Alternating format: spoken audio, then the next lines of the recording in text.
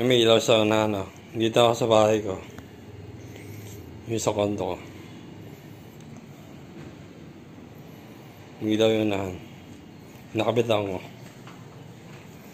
Bala dyan ko siya ilalagay tabi ng piano ko. Diyan yung keyboard ko, di ba? Dito ko siya ilalagay. Para hindi may storbo, hindi mo maluwag pa rin. Yung likod niya, kanya may kakailaw yan, di ba? Pinas ko na kanina yan eh. Press ko na. Tapos, pag yung switch ng ilaw, ganyan. Teka. Harang na. Kaya usog ko lang ah.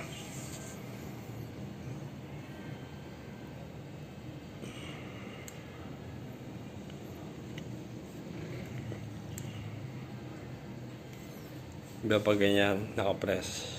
Yung lang press kaya ng ilaw niyan. Uli red yan eh. Teka. Tapos niya na puti. Long press, open. Tapos, isang press pa. Ano lang isang press lang. Nagpapalit ang ilaw yung puti na. Isang press pa, ganyan naman yan. Nag-blink. Tapos, isang press pa. Yung ganyan naman. Tapos, ano yan? Wala puti yan. Ganda nga eh. Kasi nasa bilis yan. Ganyan.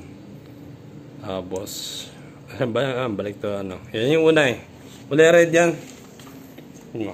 Uli red yan. Kala mo lang ano. Uli red yan pag nakikita ko sa ano. Dito sa... Ang hindi ko tinitingnan sa camera ko red. Sa video kasi ano eh. Pero nakikita nyo naman, di ba? Parang pagka-red. Ayan, red. Ayan, tingin kamay ko ah. Ayan ah. Tingin kamay ko, di ba? Red. Red yung reflect. Red yan. Yan, red. Red yan. Red ang ilaw niya. Yan, yung kamay ko, red. Camera lang yan. Pero red ang ilaw niya. Ganda nga eh. Ayan patalya niya.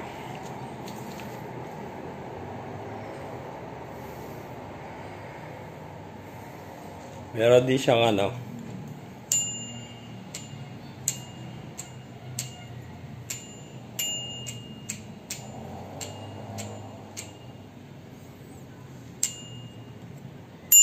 Ganun pala. sorry. Lakas niya ng tunog. Ito yung prena niya. Ito yung prena niya. Meron di siyang hindi ko na check eh.